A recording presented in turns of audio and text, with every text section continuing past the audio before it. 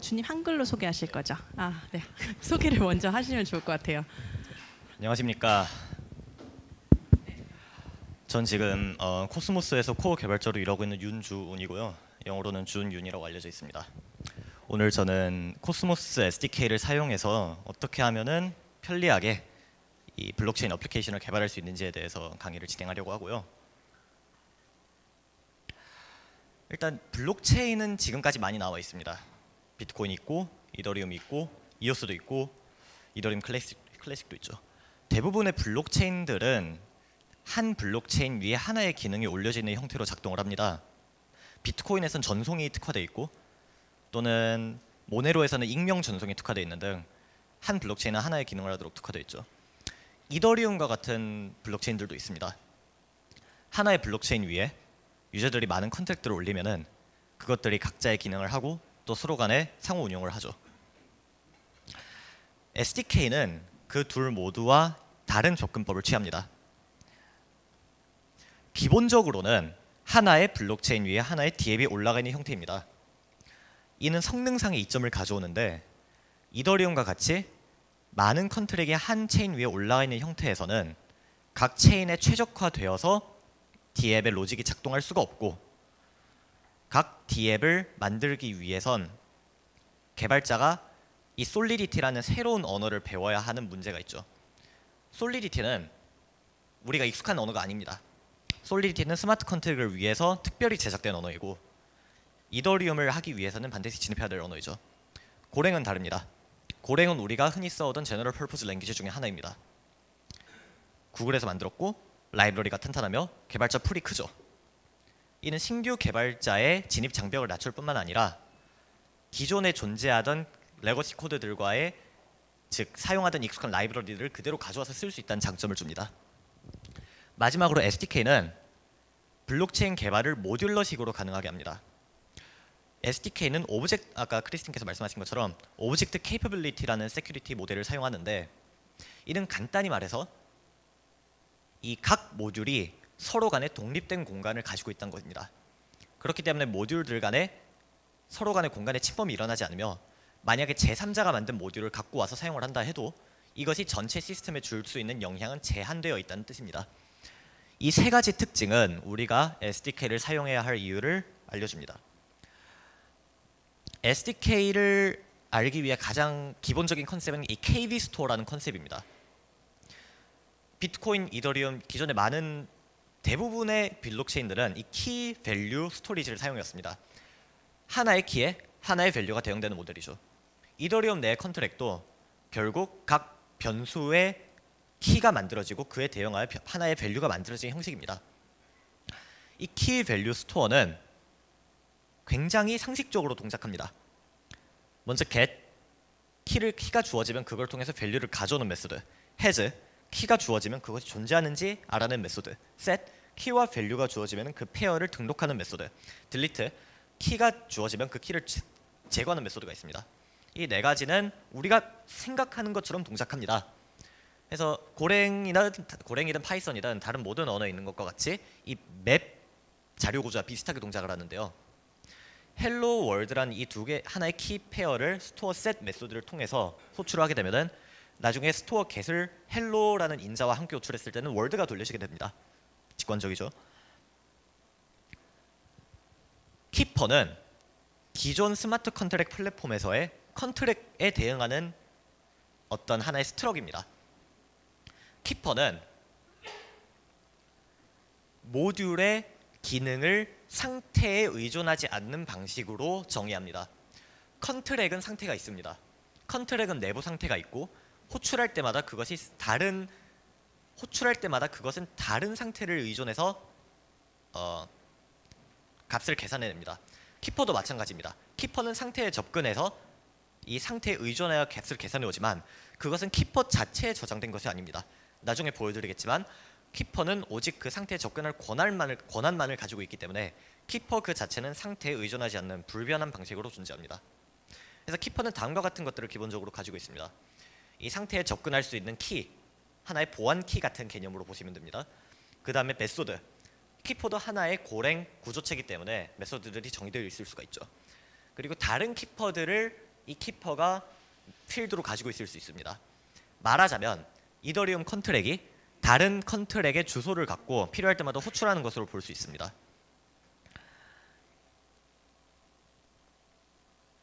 우리는 하나의 예시 앱을 통해서 볼 것입니다. 이것은 실제 코스모스 허브나 또는 이더민트 등 현재 공식적으로 알려진 리포에 포함되는 것은 아니며 현재 지금 우리가 예시 앱으로서 하나 만드는 건데 물론 이런 앱이 실제로 하나의 블록체인 존으로 만들어져서 나올 수도 있겠죠.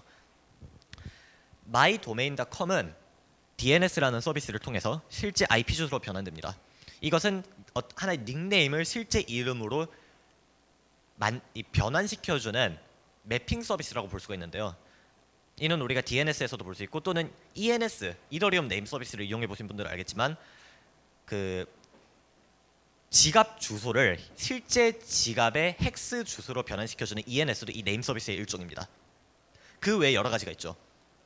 뭐 게임 속에서 닉네임을 가지고 들어가면은 그것은 실제 그 사람의 프로필로 연결되는 것, 즉 이름을 가지고 실제 밸류를 가져오는 것들은 모두 네임 서비스 앱으로 볼 수가 있습니다.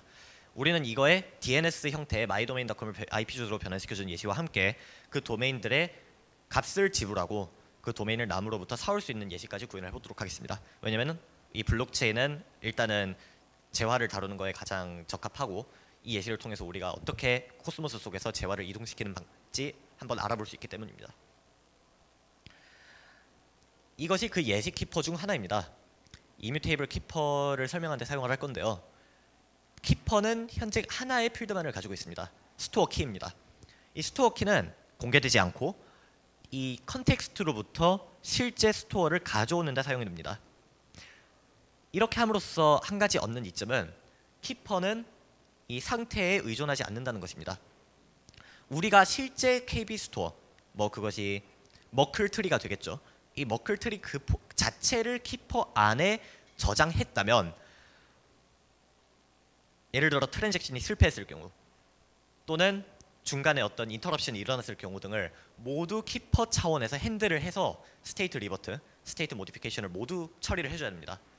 하지만 이 스토어 키는 오직 그 컨텍스트로부터 컨텍스트로부터 올바른 스토어를 가지고 올 수 있는 보안 키에 불과하며 이것은 말 그대로 어떤 하나의 값일 뿐이기 때문에 불변합니다.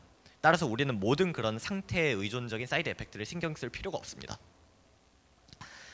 현재 키퍼는 그 두 가지의 기본적인 메소드를 정의합니다.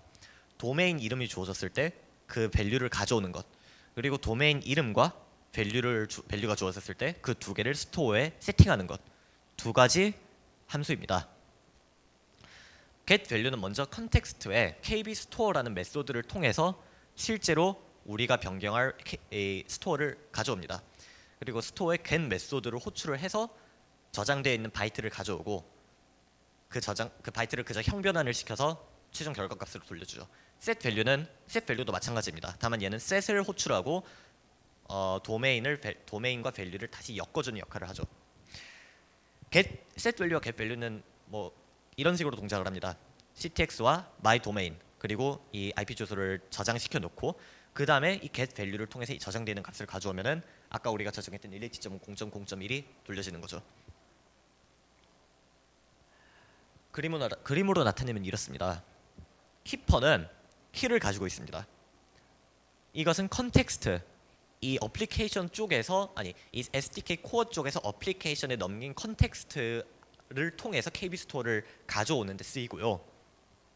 그 KB 스토어는 이 키퍼의 키퍼 속의 함수가 호출한 그 곳에 다시 돌려져서 우리가 실제로 사용할 수 있게 됩니다. 따라서 우리는 이 두 부분을 명확하게 구분할 수가 있게 됩니다. 한쪽은 불변하며 상태에 의존하지 않는 영역입니다. 한쪽은 가변하며 상태에 의존하는 영역입니다. 오른쪽은 유저가 정의합니다. 왼쪽은 SDK 코어에서 정의합니다. 오른쪽은 유저가 변경합니다. 왼쪽은 SDK 코어 쪽에서 다룹니다.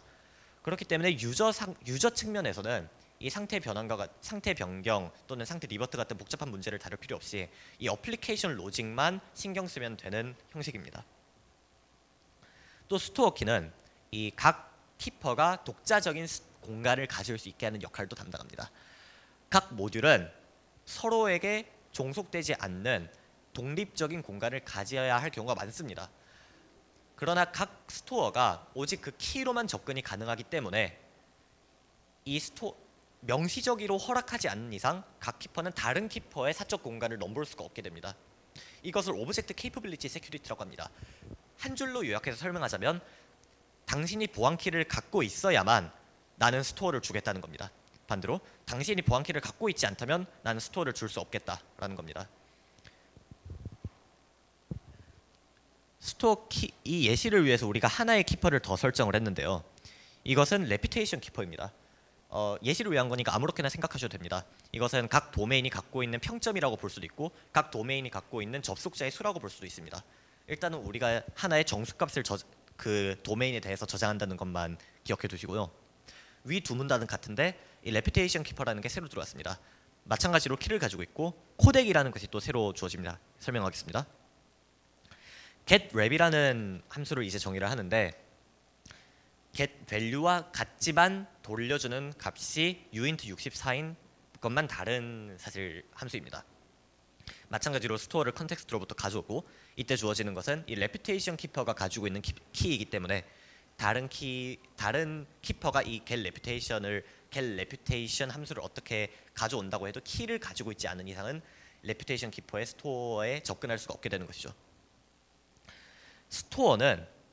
스토어의 get은 다시 이 도메인에 대응하는 reputation을 갖고 오는데 우리는 unmarshal binary라는 함수를 이제 사용을 합니다. 아까 인터페이스를 보시면 나오겠지만 KB 스토어가 다루는 자료형은 오직 바이트 슬라이스 하나뿐입니다. 이 바이트 슬라이스는 이 바이트 슬라이스 그 자체나 또는 스트링과 같은 밸류에는 자연스럽게 적용이 되지만 우리가 실제로 사용하는 타입은 그 외에도 굉장히 많이 있습니다. 뭐 유저 디파인 스트럭처가 있을 수 있고요. 아까 본 것처럼 숫자가 있을 수 있고 불리언 값이 있을 수 있습니다. 이것들에 대한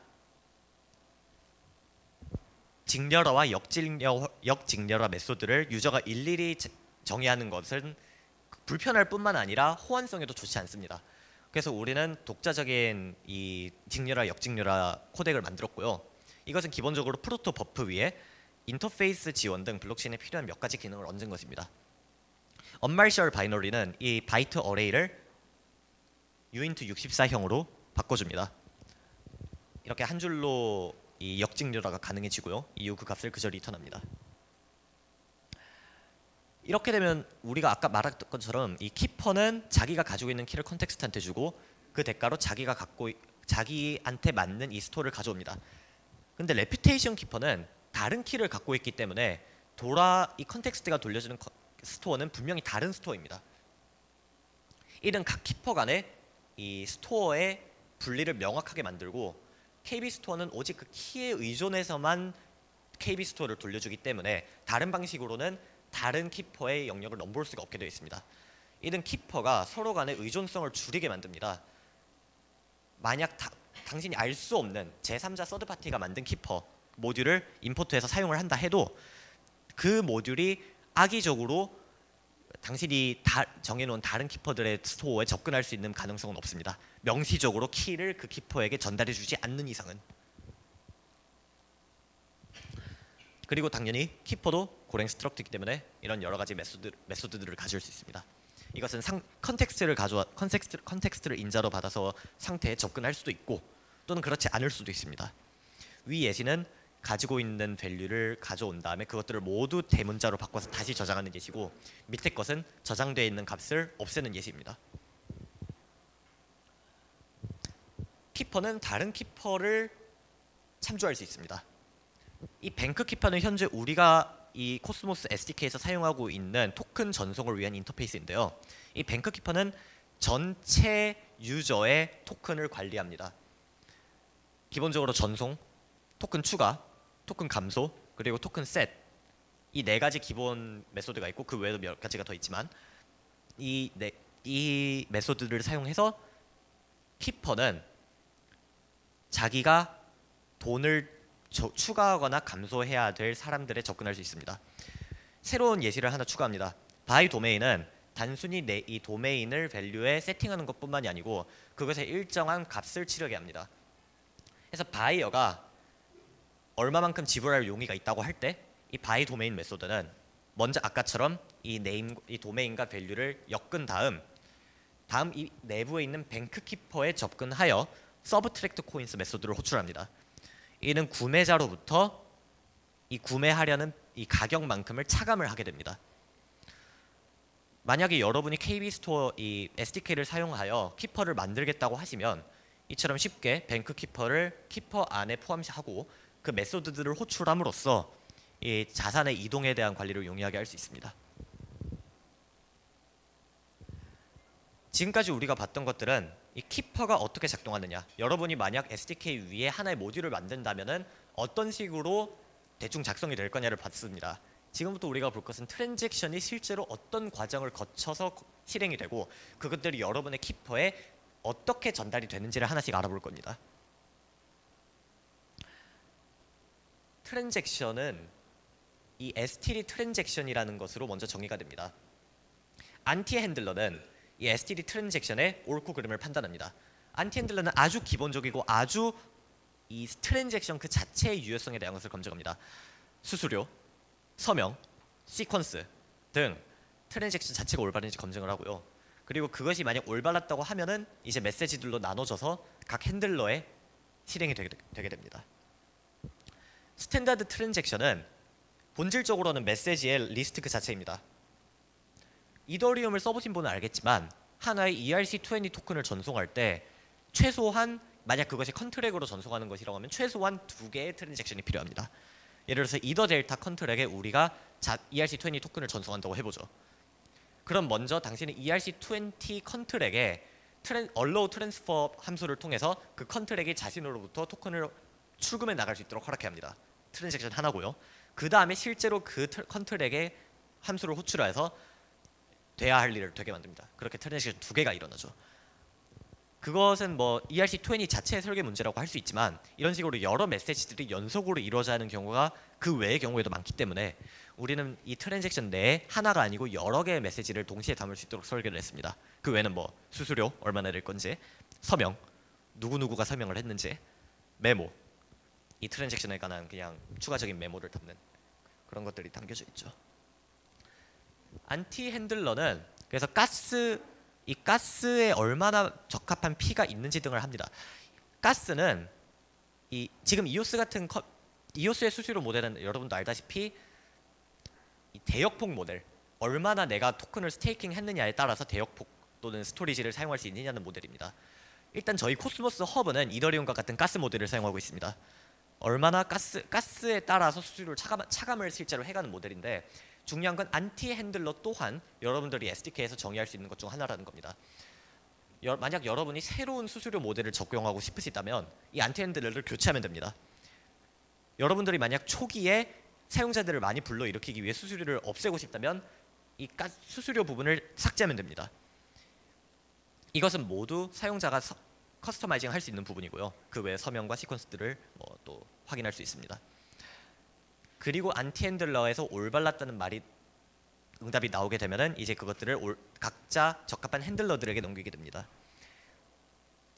메시지들은 어차피 우리가 이거를 타입 어설션을 통해서 실행을 하기 때문에 인터페이스 자체는 그렇게 큰 정보를 담고 있지 않습니다. 어떤 핸들러에 가야 하냐, 어떤 핸들러 타입에 적합한 것이냐, 기본적인 에러 탐지, 그리고 사인을 하기 위해서는 어떻게 직렬을 할 것이냐, 그리고 이 메시지에 사인을 해야 하는 어드레스들은 누구누구가 있냐, 이 네 가지 메소드들을 정의를 해야 되고요. 여기에 우리가 example 예시 메시지를 하나 보게 됩니다. 메시지 바이 도메인은 특정 도메인을 누가 얼마에 사고 그 밸류를 어떻게 세팅을 할 것인가에 대한 네 가지 정보를 담고 있는 메시지입니다. 타입은 네임 서비스, 이것은 그냥 어떤 하나의 이름이면 되고요. getSign byte는 그냥 JSON으로 우리가 마셜링을 합니다. validate basic은 이 바이어 어드레스가 빈 어드레스인지 아닌지를 확인을 하고요. getSigners는 그 바이어의 어드레스를 돌려줍니다. 살 사람이 이 메시지에 사인을 해야 올바른 메시지가 되니까요. 핸들러는 아까 봤던 그 메시지의 타입에 따라서 메시지를 해석을 해냅니다. 메시지를 받고 그것을 키퍼와 같이 연합을 하여서 실행을 하게 되는데요. 이 핸들러가 사실 실제로 이 스토리지를 어떻게 변조할 것인지를 담당을 합니다. 최종적으로 돌려주는 SDK 리절트라는 것, 뭐 수수료를 얼마나 썼고, 뭐 만약에 이게 특정한 값을 돌려줘야 되면은 그 값은 얼마인지 등등.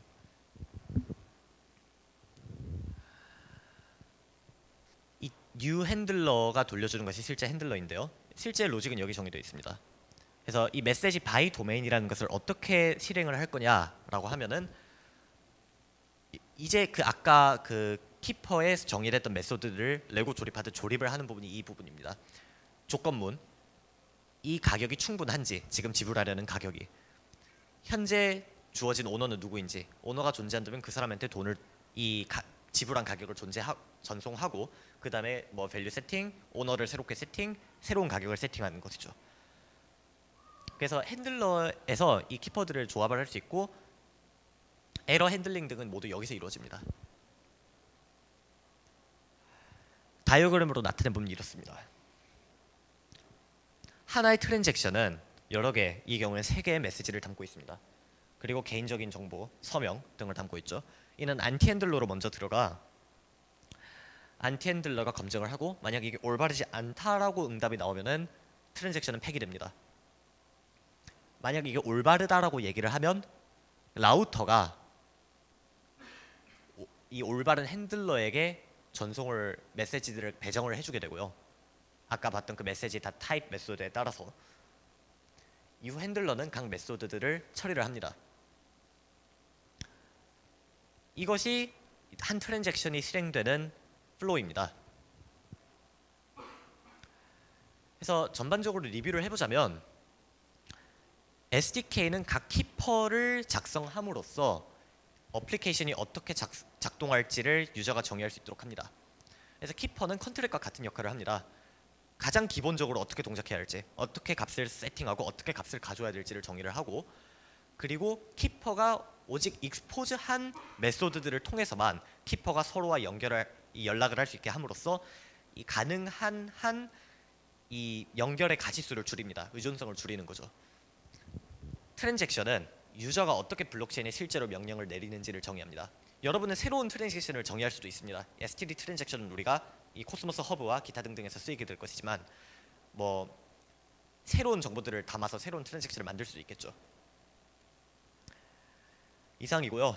이제 실제로 이것들이 어떻게 작동하는지에 대한 데모를 한번 보여드릴 건데 이 도커로 이미지가 준비가 되어 있습니다. 그래서 개발자가 여기 몇 분이나 계시나요?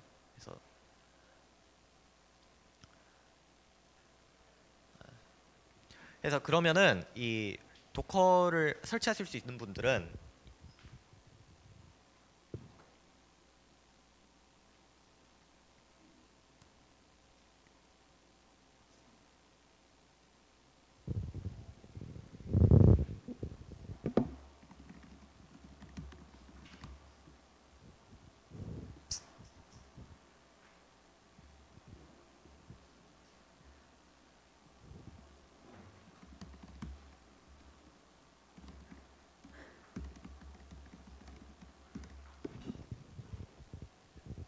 이게 현재 그 도커 이미지가 살아있는 저장소고요. 여기서 도커 풀을 통해서 실행을 시켜주시면은 실제로 이 데모를 한번 따라해 보실 수 있을 겁니다. 만약에 도커가 안 되는 분들도 지금 제가 직접 곧 실행을 하는 것들을 보여드릴 것이기 때문에 상관은 없고요. 그래서 약 10분, 15분 정도 쉬는 시간을 가지고 이후 준비가 되면 다시 시작을 하겠습니다. 감사합니다. 질문 있으시면은 좀 편하게 질문 주셔도 될 것 같아요. 기본적인 것도 괜찮습니다. 그죠? 혹시 질문 있으신가요? 그 원래 그 코스모스 네트워크 그 초창기에 IBC인가 뭔가 하던 그거 맞죠? IBC 네. 그래서 IBC에 대해서 간략하게 설명을 드리자면 그 아까 말씀드렸다시피 코스모스는 각 디앱이 하나의 블록체인 위에서 돌아간다는 원칙을 고수합니다. 하지만 이렇게 되면 그냥 그것만 있으면은 원래 그 비트코인과 이더리움 등등과 같이 서로 간에 통신을 못하는 파편화 문제가 발생을 하게 돼요. 텐더민트의 합의 알고리즘의 장점 중 하나는 그것이 원블록 파이널리티를 보장한다는 것입니다. 비트코인과 같은 경우에는 초창기에는 6블록, 7블록이 지나야 그 이전 6블록, 7블록 이전의 블록이 파이널라이즈가 됐죠. 이더리움은 더 심해서 한 30블록 정도가 됐었고요. 텐더민트는 그 해시 파워나 뭐 어떤 조건에 상관없이 무조건 원블럭 파이널리티를 보장합니다. 이것이 IBC를 가능하게 하는 이유 중 하나는 예를 들어서 인간은 특정 뭐 그게 6, 7블록 이후다라는 것을 가능해 합니다. 근데 두 블록체인이 서로 간에 통신을 해야 할 때는 그 확률적 파이널리티는 도움이 되지 못합니다. 근데 무조건적인 원블록 파이널리티는 두 텐더민트 기반 블록체인이 서로 간에 사이드 체인으로 완전히 일심동체처럼 기능을 할 수 있게 해주죠. IBC는 그 과정 속에서 두 블록체인이 서로 간에 컨트랙을 하기 위한 하나의 프로토콜입니다. 그래서 그것은 q 기반으로 동작하는 메시지 패싱 구조고요. IBC는 사실 이 파이널리티를 보장하는 블록체인 위에서라면 어디든 돌아갈 수는 있습니다. 그렇기 때문에 최근엔 다른 어떤 파이널리티 보장 컨센서스 엔진 위에서 접목하는 시도도 몇 번 있었고요. 네.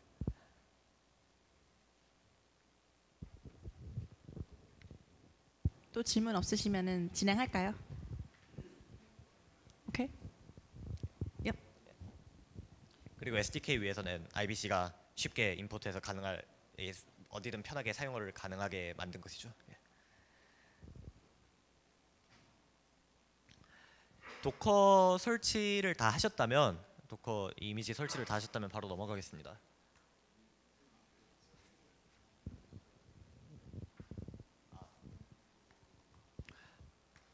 지금 크기가 좀 작은데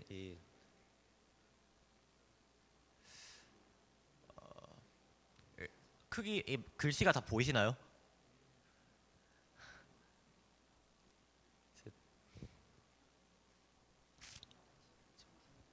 글씨 어떻게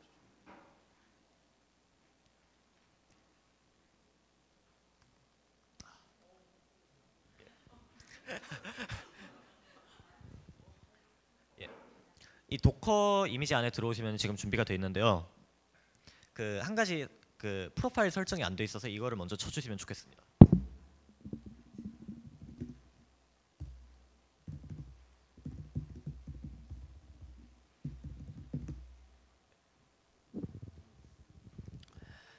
이 도커 이미지 안에는 두 개의 익샘플 앱이 익샘플 이 바이너리가 들어 있습니다. 하나는 NSD라는 것이고요.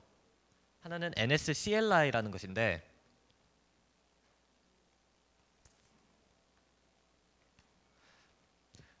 코스모스 허브를 실제로 돌려보신 분은 보셨듯이 가이아 D와 가이아 CLI라는 게 지금 현재 코스모스 허브에 그대로 있습니다. 이 두 가지는 각각 클라이언트 사이드와 서버 사이드 프로그램이라고 생각하시면 편합니다. 가이아 D는 서버 데몬을 실행합니다. 가이아 CLI는 클라이언트가 거기서 접근 가능하도록 합니다.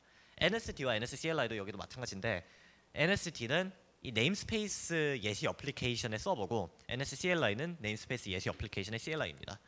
이것은 현재 이 데모를 위해서 따로 만들어진 예시이고요. 먼저 이 실행을 시키기 위해서는 다음 커맨드를 치시기 바랍니다. NSD init는 이 블록체인의 시작을 위한 제네시스 파일을 만들고 또 뭐 기본적인 컨피그들을 모두 작성을 하고요. 이 상태에서 NSD 스타트를 쳐주시면은 블록체인이 본격적으로 돌아가기 시작합니다. 지금 우리는 한 명의 밸리데이터로 블록체인을 돌리고 있습니다. 텐더민트 합의 알고리즘은 비잔틴 합의 알고리즘 계열이기 때문에 최소한 4개의 밸리데이터를 필요로 하지만 우린 예시이기 때문에 우리 각자의 랩톱에서 돌아가는 한 명의 밸리데이터로 블록체인을 돌리겠습니다. 헤이트가 하나씩 증가하고 있고요. 블록체인이 돌아가고 있습니다. 일단 여기서 나오고 이 블록체인을 백그라운드에서 돌리기 위해 다음 명령어를 치겠습니다.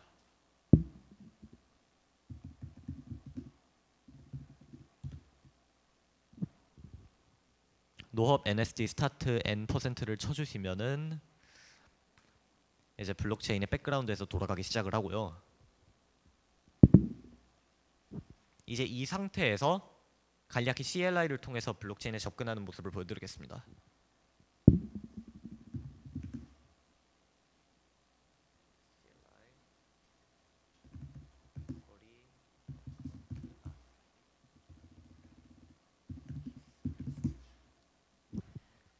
클라이언트 사이드는 이 지갑도 관리를 합니다. 그래서 이 키스 리스트를 보시면은 현재 아무것도 안 뜨는 걸 볼 수가 있는데 우리가 아무런 지갑도 만들지 않았기 때문입니다. 지갑을 만들기 위해서는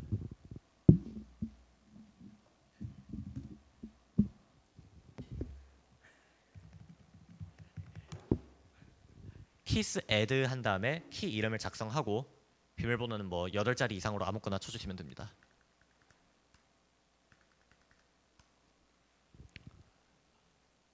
그렇게 되면 어드레스가 뜨게 되고요. 이것이 코스모스 내에서 사용될 이 지갑 주소가 됩니다.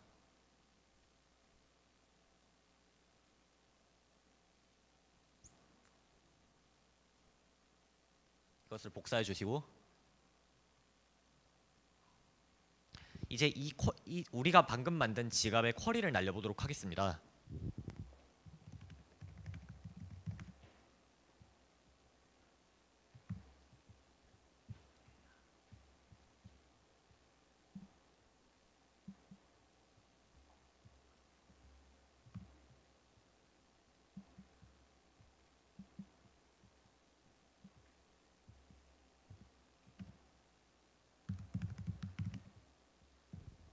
그리고 한 클라이언트가 물론 여러 가지 체인에 접근을 할 수 있기 때문에 이 체인 아이디를 지정을 해줘야 되는데요.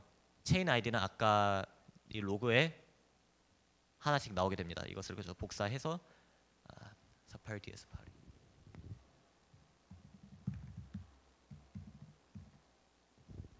치워주시면은 이제 접근을 할 수 있게 됩니다. 우리는 이제 에러를 볼 수가 있습니다. 이는 우리가 지갑을 클라이언트 사이드 쪽에서만 생성을 하고 실제로 블록체인 안에는 이 지갑에 대한 데이터가 전혀 없기 때문입니다. 그러면 이 지갑에 실제로 돈을 보내서 어떤 잔고를 들고 있던가 또는 뭐 다른 어떤 데이터가 들어있어야 이제 이 어카운트에 대해서 쿼리를 할 수 있게 되는데 코스모스 허브나 다른 블록체인의 경우에는 이 트랜잭션을 날리는 거에는 그 자체로 돈이 필요하게 됩니다. 어떻게 보면 역설적인데 트랜잭션을 날리기 위해서는 최소한 수수료를 지불해야 되기 때문에 누군가가 먼저 자신한테 돈을 보내줘야 한다는 것이죠. 하지만 우리는 예시 프로그램을 만들기 위해 수수료 로직을 전부 제거해 버렸습니다. 그래서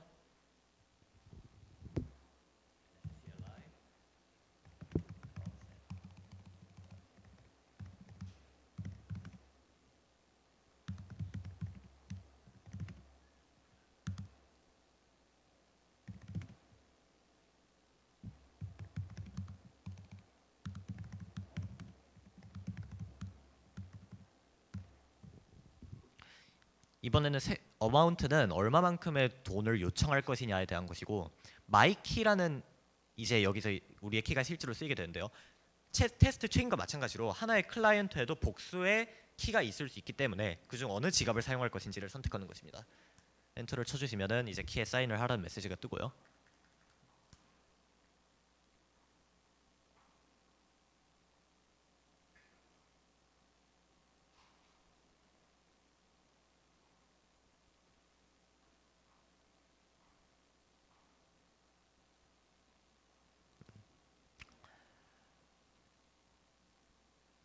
도커 문제인지 지난번에 데모할 때도 이랬는데 한번 다시 리셋을 하고 세팅을 하도록 하겠습니다.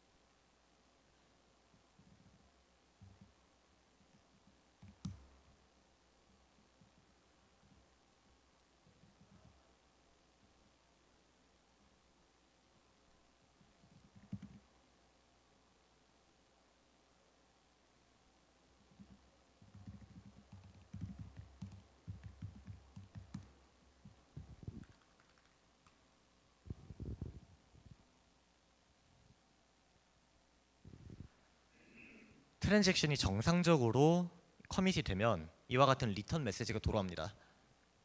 트랜잭션 해시 그리고 이 태그는 나중에 이더리움 이벤트와 같이 트랜잭션을 이 쿼리를 할 때 쓰이고요.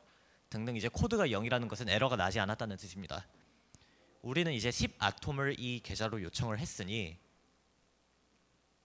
아까 우리가 쳤던 명령어 즉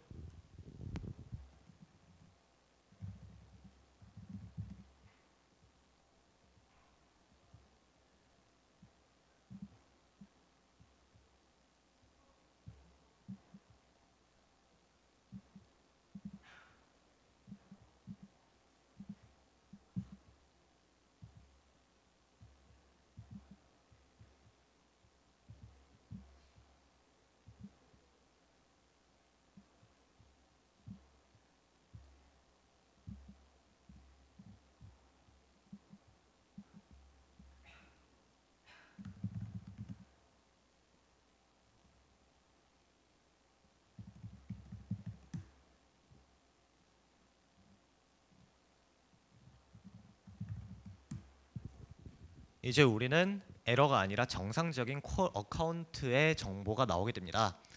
어드레스는 무엇이며 현재 코인은 얼마나 소유하고 있으며 이 코인인 아톰이 디노미네이션이며 10 아톰이 있다는 것 등 어카운트 넘버, 시퀀스 등 이 어카운트에 대한 모든 정보가 쿼리가 돼서 나오게 됩니다. 이제 우리가 10 아톰이란 돈이 있으니까 실제로 도메인을 사보도록 하겠습니다. 도메인을 사는 것은 다음 명령으로 가능하고요.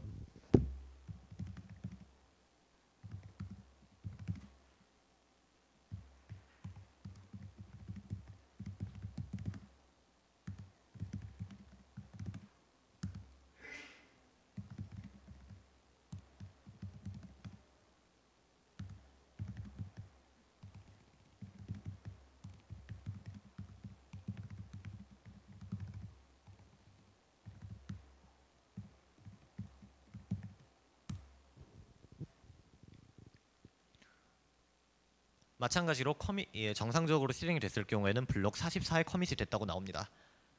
코드는 0이고요. 이제 우리가 이 my 도메인이라는 도메인을 샀으니 한번 이게 정상적으로 들어가 있는지 쿼리를 또 해보도록 하겠습니다.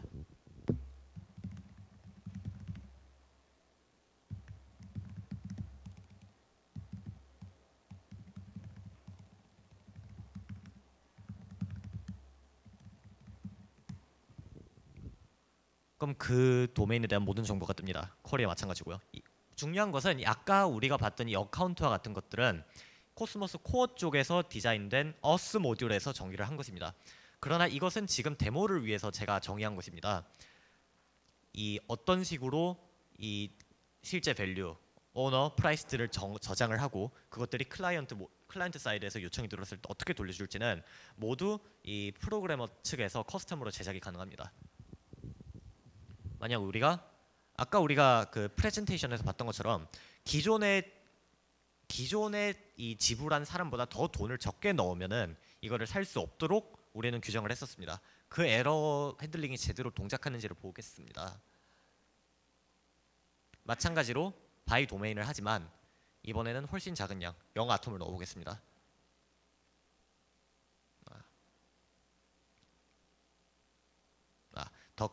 일단 먼저 더 큰 아톰을 넣어보겠습니다. 이 아톰을 넣어보고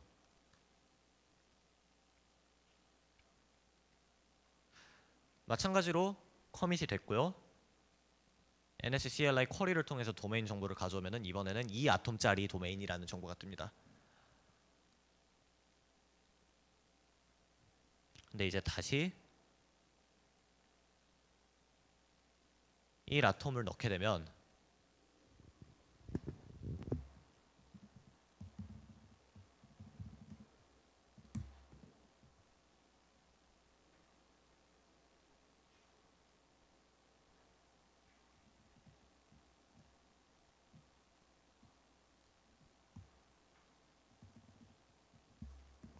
시퀀스가 잘 작동을 안 하는데 아톰 대신 다른 디노미네이션을 넣어보겠습니다. 그러면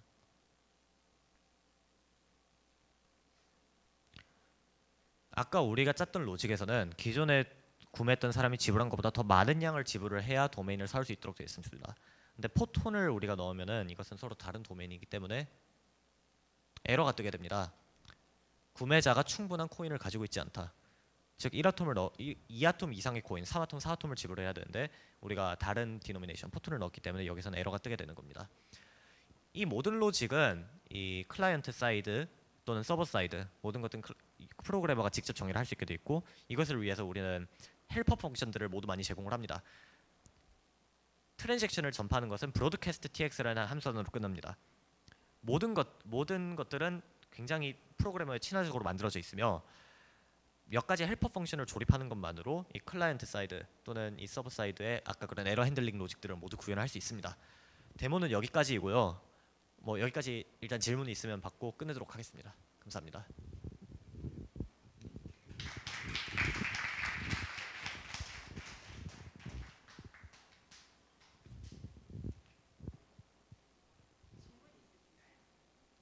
질문 있으신 분 혹시 다음으로 넘어가기 전에. 네. 예, 잘 들었습니다. 설문보다 지금 GitHub에 있는 소스에 네, 누구나 다 참여할 수 있는 건가요? 그 데모 코드요? 아니요, 데모 말고 실제로 여기 코스모스 SDK나 예, 가능합니다. 외부 기여는 환영이고요.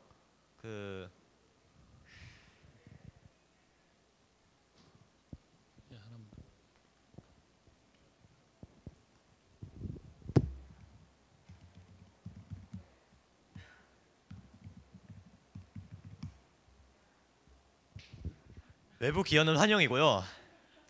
누구든지 리포를 포크를 하셔서 여러 이슈들을 작업을 해주신 후 풀 리퀘스트를 이 메인 GitHub 리포에 남겨주시면은 저희 팀이 리뷰를 한 후에 이것들을 머지를 하고 또 리뷰를 달아드릴 것입니다.